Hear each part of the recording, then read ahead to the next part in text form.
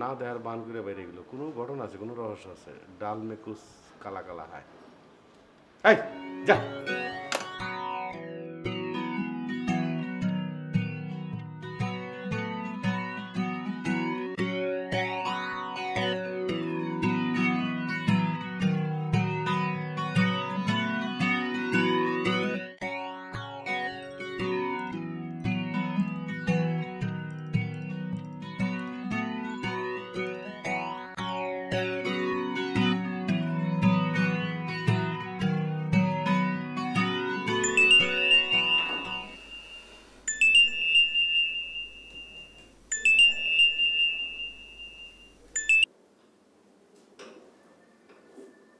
Hello.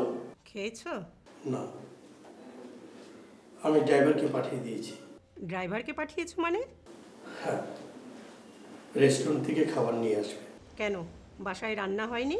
তুমি তো ভালো করেই জানো খাবার ব্যাপারে আমি ভীষণ খুঁতখুঁতে। তাছাড়া তোমার তত্ত্বাবধান যেখানে নেই সেখানে আমি খাবার খাই না।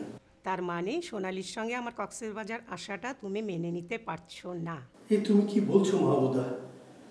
মেয়ে আমার জিদ করে কক্সবাজার চলে গেছে, এই মানসিক অবস্থায় তুমি তাকে একা যেতে দাওনি, আর আমি সেটা পছন্দ করব না? বরং তুমি ঠিকই করেছো। আমি ব্যবসায়িক ব্যস্ততা না থাকলে আমি তোমাদের সঙ্গে যেতাম। এই তোমার জন্য আমার মেয়েটার জীবনে এত কষ্ট। আমি তো আমার মেয়ের ভালোই চেয়েছিলাম, মেয়েকে চোখের আড়াল করতে চেয়েছিলাম না বলে আমি এই বিয়ের প্রস্তাব দিয়েছিলাম।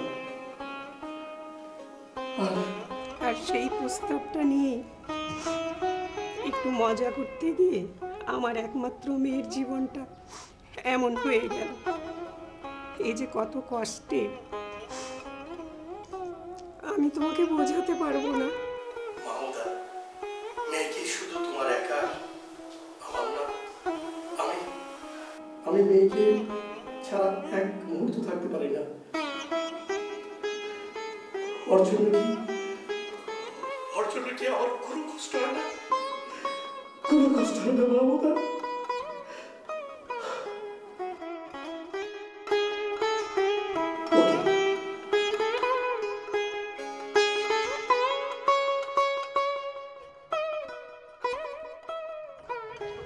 টুনটুনি, কেমন আছো? ভালো, তুমি কেমন আছো নুপুর? হ্যাঁ ভালো। কবে এসছো? এই তো 2 দিন হয়। কার সাথে এসছো? বাবা মার সাথে এসেছি। কেমন আছো ওনারা? ভালো। তোমার ভাই ভাবি? ভালো। কি অবস্থা, তোমার লেখাপড়া কেমন চলছে? চলছে। মনে হয় ঢাকা থেকে বাইরে গিয়েও শেষ হবে না। আমিও ঠিক করেছি রেজাল্ট যদি ভালো হয় ঢাকায় কোনো ভালো একটা ইউনিভার্সিটিতে ভর্তি হব। তাই? তোমার ভাই ভাবি ছাড়বে? ছাড়বে। তাহলে তো কোনো সমস্যাই নেই। রেজাল্ট হওয়ার পর তুমি আমাকে ফোন দিয়ে জানাচ্ছ, আর আমি দেখছি কোথায় কোথায় ভর্তি হওয়া যায়। ভাইয়া বলেছে যদি ঢাকা ইউনিভার্সিটিতে চান্সও না পাই প্রাইভেট ইউনিভার্সিটিতে ভর্তি করবে। হয়ে যাবে। চলো কোথাও গিয়ে বসি। বিচে যাই, এখন বিচটা অনেক সুন্দর। তাই নাকি? ঠিক আছে চলো।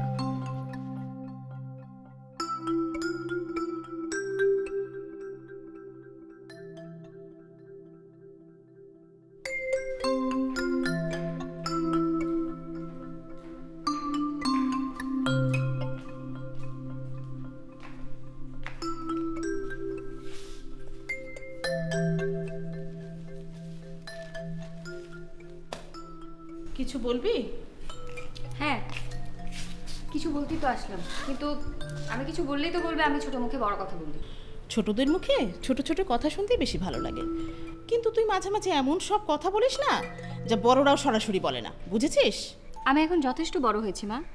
যদি হয়ে থাকিস তাহলে বলে ফেল। ভাইয়াকে আবার বিয়ে দেওয়াটা তোমার মোটেও ঠিক হয়নি মা। আমার ছেলে কি চিরকাল আইবুড়ো হয়ে থাকবে? নাতি নাতির মুখ দেখবো না আমি? ভাইয়া তো আইবুড়ো ছিল না, ভাইয়ার তো বিয়ে হয়েছিল।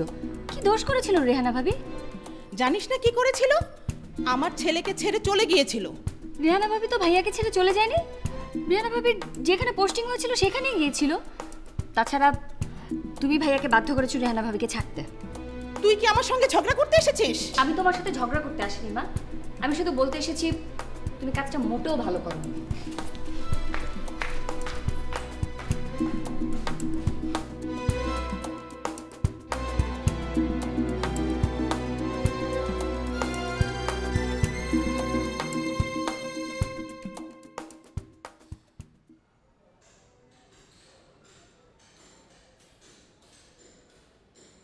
ভাইয়ার সঙ্গে আপনার পরিচয় হলো কি করে? আসলে পরিচয়ের ব্যাপারটা খুবই ইন্টারেস্টিং। ভার্সিটিতে সবচেয়ে নিরীহ সহজ সরল ছেলে জয় সারাক্ষণ পড়াশোনা নিয়ে ব্যস্ত থাকতো। তোমার ভাইয়ের পেছনে অনেক মেয়ে ঘুরোঘুরি করতো, কিন্তু পাত্তা দিত না। তাই ক্যাম্পাসে মাঝে মাঝে সামনাসামনি দেখা হলে কথা বলতাম আর কি। আপনার কি দুজনে বন্ধু ছিলেন? না স্বপ্ন, না। আমি এমন এক জায়গায় পৌঁছে গেছি সেখানে আমাকে বন্ধু বানানো মানে হচ্ছে নিজের বিপদ ডেকে আনা।